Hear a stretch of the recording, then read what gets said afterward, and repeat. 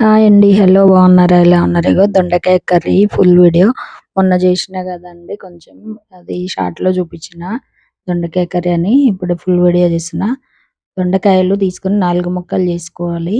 ఒక 4 టమాటాలు అవి కూడా 4 ముక్కలు చేసి మిక్సీ పట్టుకోవాలండి మెత్తగా.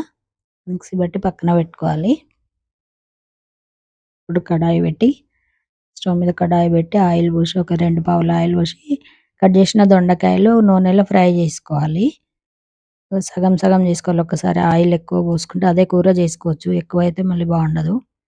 ఆయిల్‌కి తగ్గట్టు దొండకాయలేసుకొని ఫ్రై చేసుకొని పక్కకు తీసుకోవాలి. మిగతాయి కూడా ఏసుకోవాలి. ఏసుకొని ఇలా ఫ్రై చేసుకొని చూడండి ఏమన్నా వేగనియి ఉంటే అవి మళ్ళీ ఒక 2 నిమిషాలు, 1 నిమిషం అటు ఇటు అని తీసేసుకోవాలి.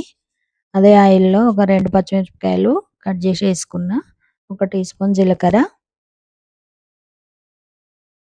కరివేపాకు 2 రెమ్మలు. ఇదే టైంలో మీరు ఉల్లిగడ్డ, అల్లం వెల్లిపాయ కూడా ఏసుకోండి. ఉల్లిగడ్డ ఏసి కొంచెం వేగినాక అల్లం వెల్లిపాయ ఏసుకోండి. మేము శ్రావణ మాసం శుక్రవారం, శనివారం ఉల్లిగడ్డ, అల్లం వెల్లిపాయ తినము కాబట్టి ఏయట్లేను. పసుపు ఒక పావు టీ స్పూన్ అంత పసుపు వేసి ఇందులో టమాటా మిక్సీ పట్టినాం కదండీ! ఆ టమాటా ప్యూరీ ఏసుకోవాలి. ఏసుకొని మంచిగా కలిపి కొంచెం ఆయిల్‌లో ఫస్ట్ ఉడికించాలండి కాసేపు. ఒక 2 నిమిషాలు ఉడికించాలి మూత పెట్టి.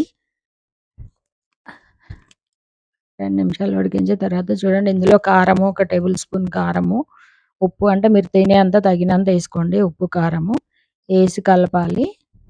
కలిపి ఇందులోనే దొండకాయలేసి కొద్దిసేపు ఉడికించాలండి కాసేపు. ఎందుకంటే ఇవి కొంచెం చప్పగుంటాయి గదా! నూనెలో ఏంచినాము. ఉప్పు, కారం పట్టాలి గదా! అందుకే కాసేపు ఉడికించాలి కలిపి. అయితే కుర్మా టైప్‌లో చేసుకుంటే ఇదే టైంలో కొబ్బెర, పల్లీలు అవి గూడా మిక్సీ పట్టేసుకోవచ్చండి. కుర్మాలాగా అయితదది. నేను ఓన్లీ కూరలాగానే చూడండి ఒక 2 నిమిషాలు ఉడికినాక ఇంతకుముందు మిక్సీ పట్టిన కదా! అందులో ఒక హాఫ్ గ్లాస్ వాటర్ పోసుకోవాలి. ఆ తర్వాత మళ్ళా కొంచెం వాటర్ అవసరం లేదంటే సిమ్‌లో పెట్టి అట్లనే ఉడికించుకోవచ్చు గట్టి కూరలాగా. కొంచెం ఎసరుండాలని నేనైతే వాటర్ పోస్తున్నా. పోసి దీన్ని మంచిగా ఉడికించాలండి. కారం అంతా దొండకాయలకు పట్టేంత వరకు మంచిగా ఉడికించాలి. దొండకాయలు ఫ్రై చేసినవే కాబట్టి ఎసరు పోకుండా గట్టి కూర అయినా చేసుకోవచ్చు. బానే ఉంటది. ఆ టమాటాలు ప్యూరీలని మంచిగా ఉడికియాలి. ఉప్పేసి మూత పెట్టేసి మళ్ళొకసారి నాకు ఉప్పు తక్కువ అనిపించింది కొంచెం వేసుకున్నా. మంచిగానే ఉడికినాయండి. మంచిగా పట్టేసింది ఉప్పు, కారం రెడీ.